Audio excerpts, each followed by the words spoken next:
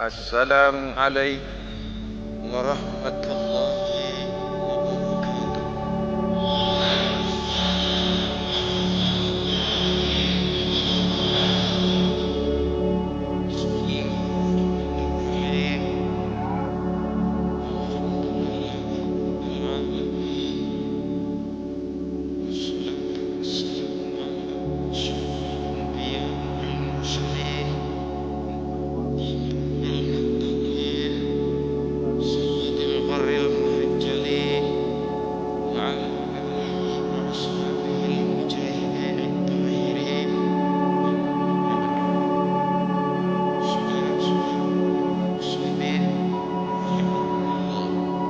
Seorang muslim adalah seorang yang berpandangan luas, berjiwa lapang.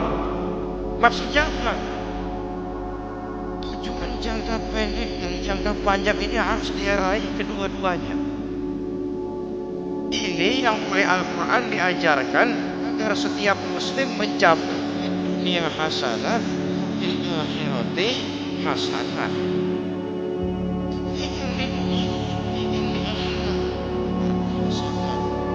Jangan macam orang punya istri dulu pergi haji, yang satu istrinya namanya Hasanah, yang satu namanya Khadijah.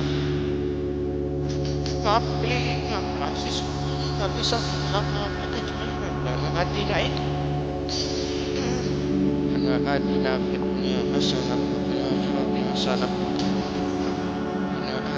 hatinya Hasanah hati Hasanah aja. Di satu saat dia jelek semuanya. Mentang Hasanah ini nggak disebutin mulu. Saya mau disebutin dalam ini sebenarnya enggak.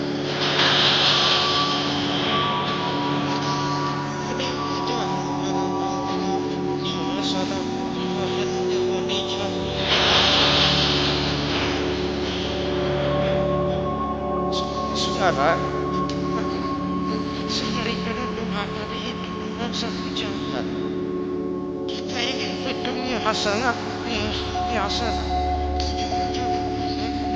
tercapai, jangka panjang akhirat dan ridho Allah juga tergapai.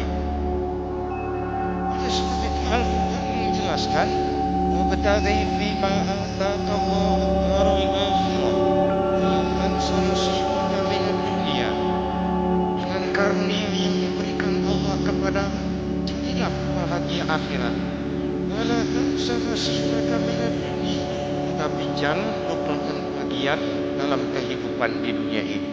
Di akhirat, takut di akhirat dengan tidak usah melupakan jannah di dunia.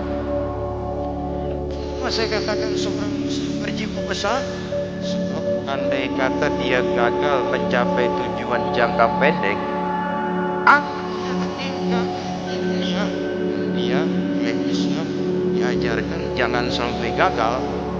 Tapi andai kata dia gagal, tujuan jangka panjang akhirat dan ridho Allah bisa beririt ya. Kita semuanya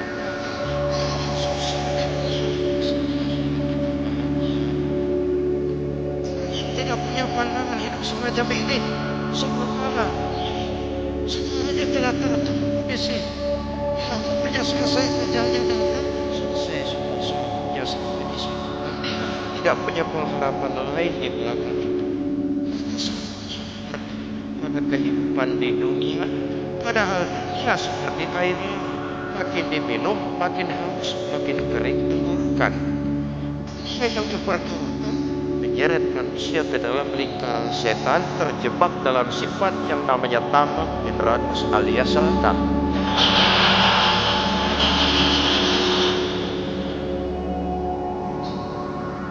Kata dia jangka pendek ini masih punya tujuan jangka panjang akhirat. Kenapa? Di dunia kita sederhana, sengsara susah di dunia. Misalnya akhirat kita bisa bahagia. Masih ada harapan. Allah paling sangat di dunia sengsara dia sudah celaka. Jadi dunia namanya kali milik yang kecor selebar kayak besar coba milik saya orangnya tidak ucapan bahagia. Kamu sudah di sini susah, di sana akan susah juga. Pertama, seorang muslim seorang yang optimis, berjiwa besar atas pandangan kegagalan kedua jangka pendek tidak menyebabkan dia melupakan tujuan jangka panjang. Yang kedua, positifnya apa? Cara dia mencapai tujuan jangka pendek diwarnai oleh keyakinan adanya tujuan jangka panjang. Cari harta, dia yakin pada akhirat Allah ridho apa tidak. Ya.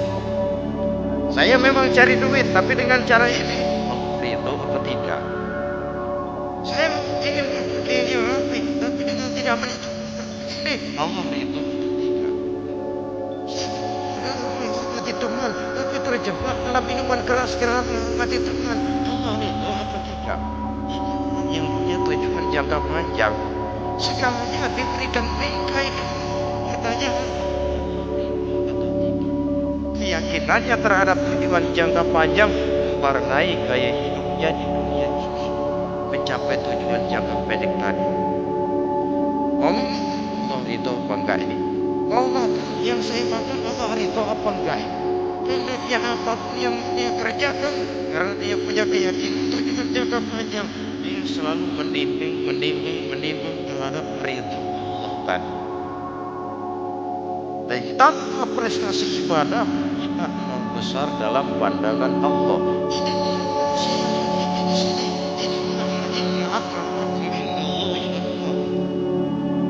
Di akhirat nanti kan tidak pernah akan disidang pendidikan setinggi baik profesor hanya menilai sholat atau tidak, puasa atau tidak, zakat atau tidak.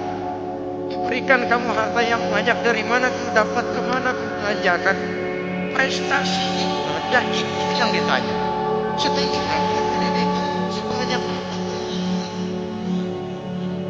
kita jadi masalah di akhirat. Prestasi ibadah yang akan kita persembahkan di hadapan Allah karena akramakum indallahi atqakum. Kerbau dinilai dari dagingnya, makin gemuk makin mahal harganya. Tapi ada perkutut lebih mahal dari kerbau. Perkutut itu mahalan mentahnya daripada matangnya.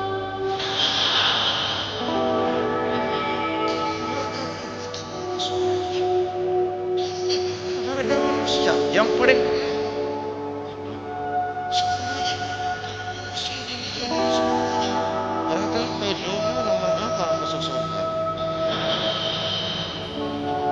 hanya dengan prestasi bisa mencapai tujuan jangka panjang akhirat. Baiklah ya, kalau sudah jelas bahwa kita punya dua tujuan jangka hidup, jangka pendek dan jangka panjang, bagaimana bisa mengajarkan kita meraih ini? Pada prinsipnya Islam mengajarkan sistem keseimbangan. Dalam berbagai aspek kehidupan, keseimbangan ini dengan nyata diajarkan oleh agama kita. Seperti ayat yang saya bacakan tadi, dengan karunia yang diberikan Allah kepada jangan di akhirat bukan bagian di dunia. Dalam bentuk yang lebih nyata, bekerjalah untuk yang semoga Tuhan hidupkan selamanya, bekerjalah buat akhirat semoga mati besok. Manifestasinya dalam kehidupan misalnya orang kaya diperintah membantu yang miskin, tapi miskin dianjurkan berusaha kepada yang uang. Kamu kaya, aku yang miskin.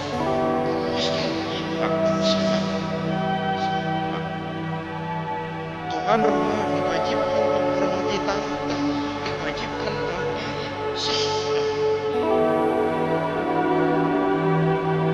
jadi bagaimana kalau sudah kita bekerja di sana, di ladang, di pasar, di kantor, maka kita akan hidup sangat banyak gairah kerja.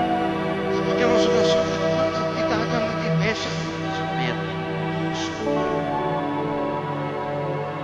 Titik tekannya di mana? Stres saya bisa mengerjakan sistem kesehatan, tapi Al-Quran tidak menghabiskan lagi. Tidak. Bagaimana posisi lebih utama daripada dunia? Bagaimana implementasinya? Kalau kita menanam padi, rumput pasti tumbuh. Tapi nanam rumput jangan bibit tumbuh padi. Sejak satu akan kita lihat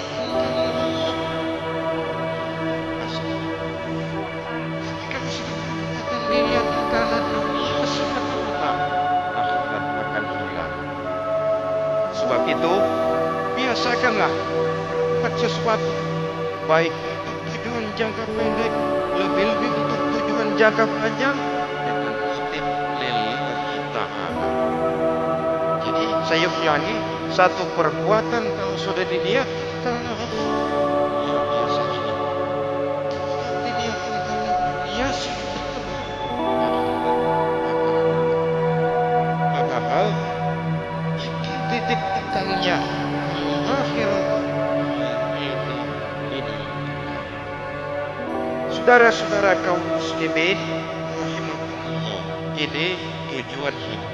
Jadi landasan tempat kita bertolak sudah jelas. Kita tujuan ini sudah nyata. Kita ingin mencapai apa yang dinamakan dunia hasanah, akhirat titik-titiknya kita akhirat utama daripada kehidupan dunia.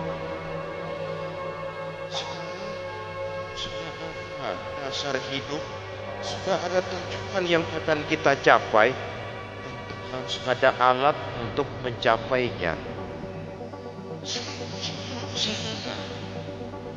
Pada hakikatnya dalam kaidah usul fikih para ulama mengajarkan lil wasail hukumul maqasid. Tujuan hukumnya sama. Ini mesti mendidik hadis ini pintar. Coba pikir melaksanakan satu pekerjaan, tapi juga berpikir menciptakan sarana untuk terwujudnya pekerjaan itu. Misalnya Islam wajib pergi haji, kan begitu toh? Dia umat Islam Indonesia pergi hajinya ke Mekah. Indonesia sana untuk sampai ke sana. Kalau kawan negara umat Islam maju di bidang teknologi, bisa menciptakan pesawat, bisa menciptakan kapal sarana yang akan menyampaikan dia bisa melaksanakan haji. Yang penting di haji pakai apa? Punya duit.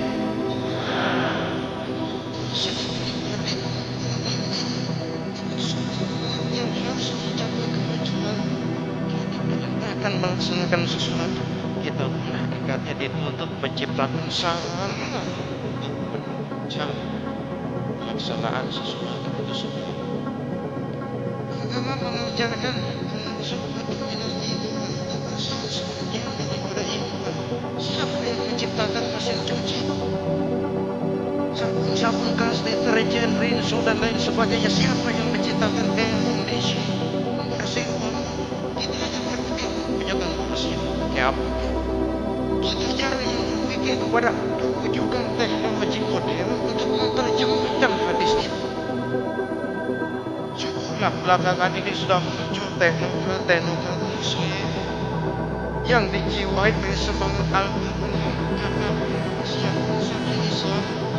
teknologi modern yang makin lama makin menunjukkan tuntutan kebutuhan daripada umat itu sendiri. Demikian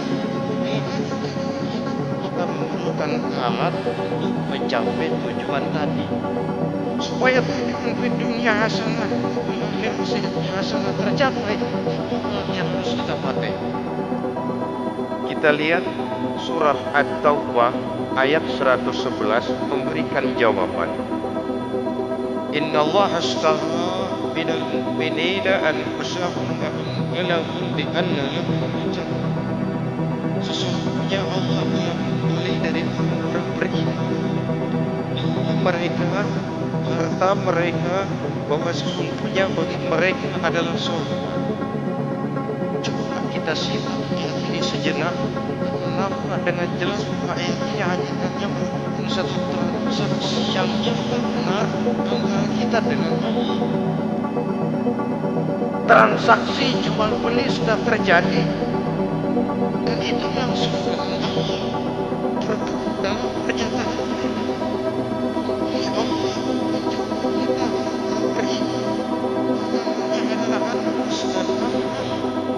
yang adalah surga. Itu sudah tanda-tanda pernyataan kita siap jual beli ya Allah. Apalagi bayar kita apa? Inna sholati wa nusuki wa mahyaya lillahil alamin. Semua ibadah dan matiku cuma untuk Allah Tuhan sekalian alam. Minimumnya 5 kali sehari semalam. Ingat ini kita tidak konsekuen dalam konteksnya dengan persoalan. Maka alat hidup kita itu ada 2. Pertama, ini bentuk dari jamak, bentuk jamak dari mufrad nafsun, biasa diterjemahkan dengan diri. Yang dimaksud dengan diri adalah kepribadian. Yang dimaksud dengan kepribadian ialah kekayaan yang kita miliki dalam kepribadian kita. Artinya tenaga, pikiran, konsep, gagasan, menang, ide, pangkat, jabatan, kemampuan, keahlian, skill, itu semuanya masuk ke dalam anfus. Sedangkan amal jamak dari biasa diterjemahkan dengan harta. Di sini ialah seluruh bentuk materi yang berada di bawah kekuasaan kita. Bisa bank, bisa tanah, bisa pabrik, bisa peternakan, itu semuanya amal. Nah,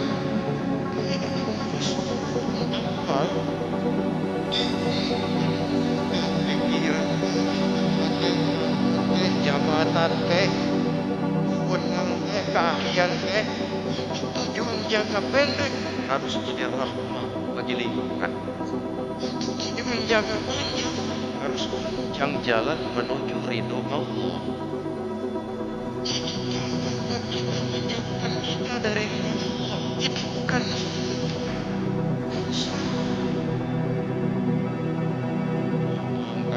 dan melakukan kebaikan, malah melakukan kejahatan, setidak-tidaknya berdiri di belakang kejahatan. Melindungi perbuatan-perbuatan mungkar. Dalam kelas kakap, melindungi korupsi. Dalam kelas teri, jadi bikin tukang apa aja itu sudah berjalan, tidak digunakan untuk mencapai tujuan. Itu untuk tujuan jangka pendek. Bang, harta, untuk tujuan jangka harus menjadi rahmah bagi lingkungan. Sedangkan tujuan jangka panjang, baik maupun harta, harus menuju ridho Allah, harus meningkatkan prestasi ibadah kita kepada Allah Subhanahu wa ta'ala. Malah yang namanya amal ini tanggung jawabnya lebih berat loh, saudara. Kalau saudara diberikan ilmu, akhirat cuma satu. Saudara diberikan aja, keadilan akhirat cuma bertanya satu. Kau habiskan di mana? Tapi saudara diberikan pertanyaan akhirat dua. Harta dapat dari mana? Belanjakan kemana? Dari mananya? Ya, ditanya, bukan belakang. Kadang-kadang kan ada orang hartanya didapat dari jalan yang halal, dibelanjakan di jalan haram. Kerja terus keringat banting dua setengah mati. Begitu dapat duit beli buntutan. Terus cari belanjakan di jalan haram. Tidak dari cari yang bagus, dibelanjakan di jalan yang baik. Judi, nyumbang pesantren. Nabi mengajarkan ilmu Allah itu baik dan yang baik-baik saja. Bisa mencuci kain dengan air najis, kain akan tetap kotor. Saudara-saudara kaum muslimin rahimakumullah, oleh karenanya masalahnya terpulang kepada kita, pandai-pandailah membagi orientasi. Suatu saat tenggelam kita dalam kesibukan dunia dan seluruh mencapai tujuan jangka pendek. Lain saat tenggelam kita memfanakan diri mencapai tujuan jangka panjang. Kehidupan ini kan berjangka batas. Satu kali jam. Satu saat setuju atau tidak, rela atau terpaksa, kita akan sampai kepada garis finish daripada perjalanan kehidupan dunia ini. Satu perjalanan jam.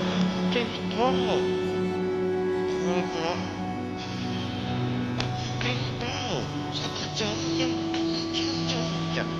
Dan kita akan sampai ke garis finish. Bila datang ajal, sejak kehidupan datang, malam menyelimuti. Datangnya tidak pernah kita sangka, tapi sekali dia datang, tidak satu kekuatan yang bisa menolak. Kehadirannya tidak pernah kita harapkan, tapi satu kali dia datang pertama, pasti akan terjadi. Pasti akan kita temui. Alangkah malangnya pada saat kembali itu datang, kita tidak punya prestasi di mana. Apa artinya prestasi dunia? Apa artinya tujuan jangka pendek? Kita harus kehilangan tujuan jangka panjang. Nah, kita yang besar, kita yang tinggi, harta kita yang banyak, bisakah penolong kita kalau sudah di padang mahsyar nanti? Malaikat jangan bin saya harga kepilihan.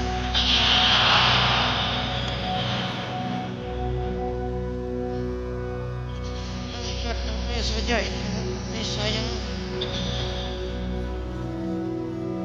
pakai saja malaikat, pakai malaikat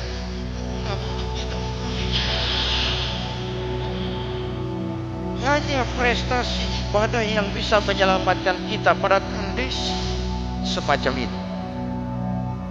Jadi oleh karena itu saudara-saudara, kita besar banyak ada usaha mengejar asal di akhirat masuk surga aja.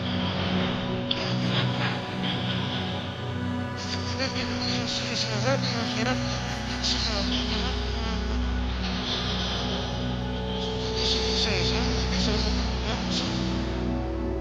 yang namanya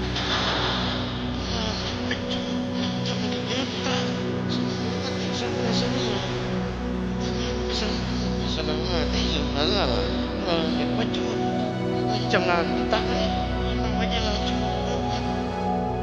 sama persis saja.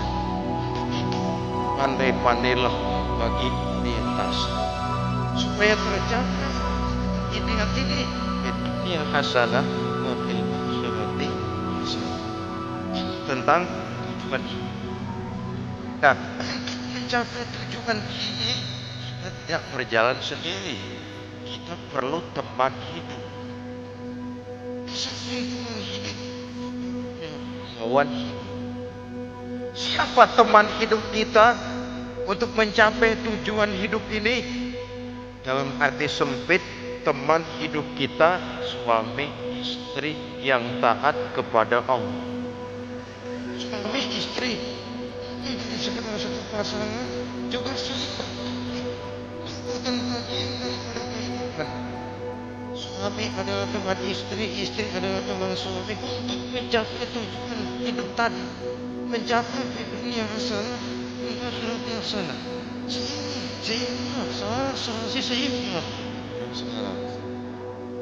Teman dalam arti sempit, kita pun teman dalam arti luas. Orang yang pandangan hidupnya sama dengan kita.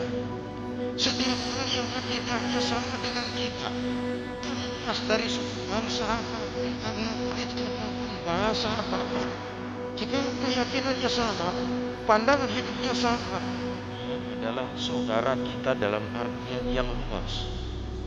Tidak akan menjadi beliau, maka tidak ada Islam Jepang, walaupun secara formalnya ada, tapi Muslim adalah Muslim dekat dengan kita.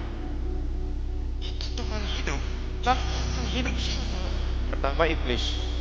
Lalu segala dan implementasinya. Yang kedua, setiap orang yang pandangan hidupnya tidak sama dengan kita. Yang lawan hidup kita. Yang teman jadikan Tuhan, yang lawan jadikan lawan. Jangan dijadikan lawan dijadikan teman. Hanya yang dipasang di kaki, yang naik ke jidat.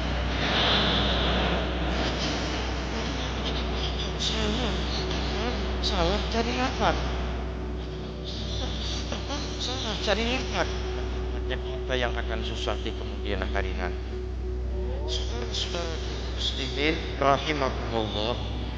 Karenanya pandai-pandailah dalam hidup ini. Yang teman jadikan teman, yang lawan lawan. Kalau kita jadikan teman, sementara kita jadikan lawan, dan banyak terjadi praktek bisa mencapai tujuan akan tertarik di kaki sendiri. Nah, ini sajalah yang kita bicarakan pada pertemuan kali ini. Mudah-mudahan ada manfaatnya. Terima kasih atas segala perhatian. Mohon maaf atas segala kekurangan. Wassalamualaikum warahmatullahi wabarakatuh.